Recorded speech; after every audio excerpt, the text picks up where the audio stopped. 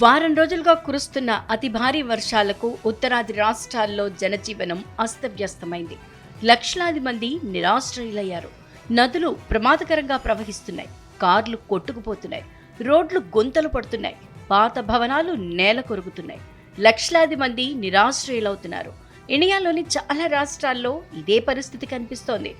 మెరుపు వరదలతో హిమాచల్ ప్రదేశ్, ఉత్తరాఖండ్లోని పలు ప్రాంతాల్లో పరిస్థితి భయానకంగా కనిపిస్తోంది. గుజరాత్, రాజస్థాన్, ఉత్తరప్రదేశ్లో భారీ వర్షాలు కురుస్తున్నాయి. గుజరాత్లో చాలా ప్రాంతాలు జలమయమయ్యాయి.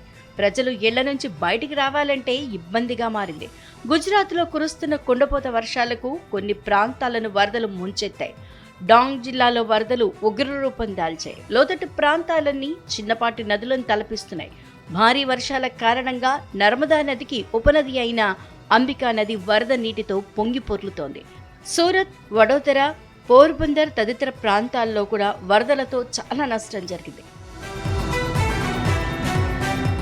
మహారాష్ట్ర, ఢిల్లీ, జమ్మూ కాశ్మీర్ సహా ఇండియాలోని చాలా ప్రాంతాల్లో వరుణుడు బీభత్సం సృష్టిస్తున్నాడు.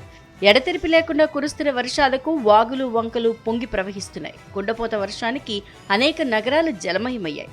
ఇటు అస్సాంలో వరద పరిస్థితి రోజురోజుకి మరింత దిగజారుతోంది. అస్సాంలోని 12 జిల్లాల్లో కురుస్తున్న భారీ వర్షాలకు 2,62,000 మందికి పైగా ప్రజలు ప్రభావితమయ్యారు. ముఖ్యమైన నదుల్లో నీటి ప్రవాహం పెరిగింది. కొన్ని ఉధృతంగా ప్రవహిస్తున్నాయి. తెల్లవారుజామున కొన్ని ప్రాంతాల్లోకి నీరు చేరుకోవడంతో ప్రజలు బెంబేలెత్తారు.